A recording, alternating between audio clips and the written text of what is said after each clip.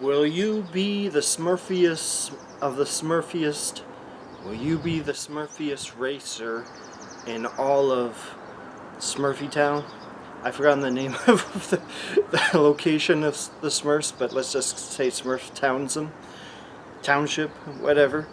So, anyways, this is Smurfs Kart, and in case you don't know, because I've been around gaming for a very long time, there were other Smurf racing games, maybe before your gaming time, back in the PlayStation 1 days, if I recall correctly, and they're actually done really well. So I was kind of surprised to see, hey, there's a new generation, new Smurf game. Obviously it looks better than the PlayStation 1 game, otherwise, you know, really lack of effort there.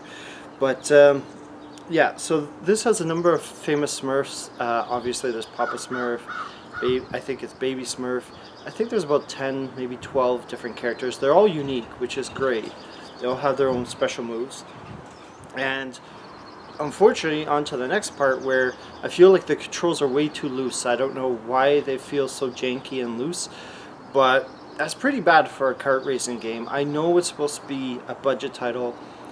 Still, with that said, it still does not live up to just tight controls, allowing you to race, especially in a genre like a kart racer, which Mario Kart created. I feel like every game will, in no doubt, be compared to Mario Kart, no matter how long it is since the last Mario Kart game or the first Mario Kart game. It's going to be compared to that. So it feels like it's challenged to orient your kart. So you're kind of fighting the controls from the very beginning. It's one of those games where you have to adapt to just how the game has been designed. Kind of like the Teenage Mutant Ninja Turtles game from 2003, that, you know, the controls were a little bit wonky, a little bit spacey, but you sort of get used to it.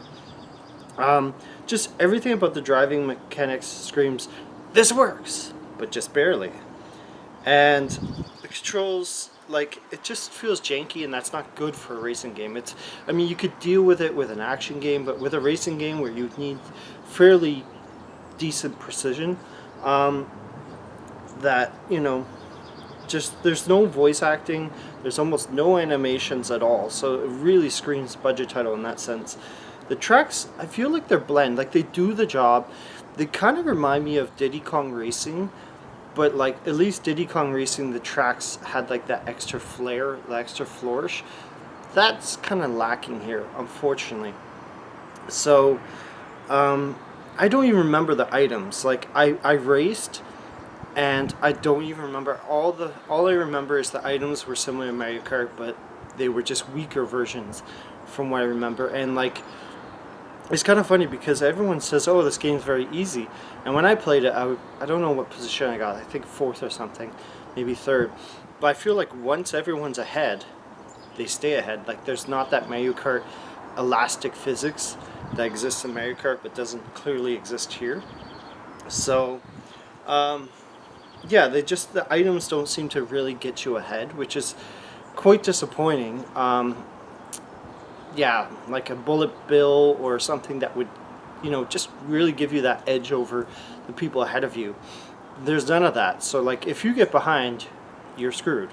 Let's just be honest. So you really have to get at the front at the very beginning of the race, more than many other racing games, unfortunately. Also, like, graphics are barely acceptable. I wouldn't say they look like N64 quality, but they really do remind me of Diddy Kong now that I brought that up. And Diddy Kong looked great, but Diddy Kong also came out like 25 years ago, from what I remember. And yeah, so the gameplay is fairly tedious as well, which is a real shame. I can see this game being more fun. I think it supports up to 4 players, definitely has 2 players simultaneous. So I think that's really where the heart of this game will be, is if you play against a buddy or your brother or sister, family member. Because just against the CPU, like, they just get so far ahead that it's like, how are you ever going to catch up? And it's like, well, you might as well start over. So there's very few tracks, even if the racers have their own unique moves. They don't have sound bites, so they're sort of like mute, models. So like a lot of the soul that could be there with this game, and on the good news is at least the other Smurfs platformer game I've heard is really good. Very different from this. Obviously was not intended to be shovelware. They put in the effort.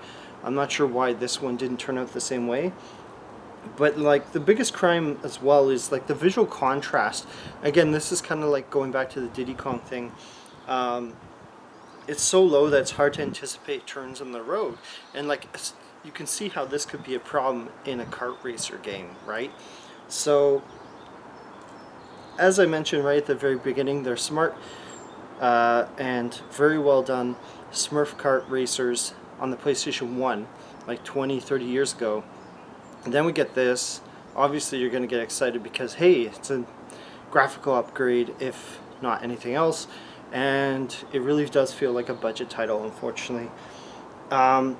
Yeah, it's a somewhat okay experience. It looks passable. The characters, look how you remember them, but once you tinker with the controls, the gameplay is atrocious.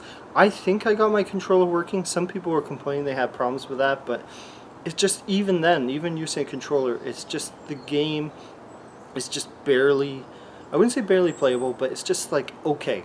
Like if I had to name one game where a game was okay and you would be like, okay, well, it's not amazing, it's not unplayable, it's not unbearable, but it's okay, I would think of this game right away. So it's just nowhere near as chaotic or as thrilling as Mario Kart. And in past reviews from like years ago, I've said like it's just missing that special thing, like the soul, the essence of the game. And I feel like that's just from like poor game design, gameplay loop, non-existent gameplay loop. And you can really feel that here. Like they made it, but they didn't polish it to the point where it's like, each race is exciting. There's sounds, like even like generic sounds or something would be better than the characters are totally mute. Music's not exciting. Yeah, so the game lacks online mode. This doesn't bother me so much, coming from like I grew up with local co-op play, but apparently it does bother some people. The game goes for $34.99 new. It really feels like a $19.99 game. 20-buck game, so, or like a $10 or $15 as I wrote.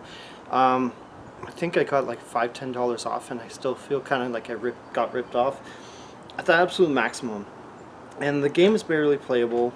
It's not broken, totally broken, just the controls are a bit loose and janky. And younger kids may not give a hey, and they may not give a Smurf if they just see the Smurf license, and I guess that's what they were hoping for, not so much for the adults who grew up with Mario Kart and the clones and Crash Team Racing.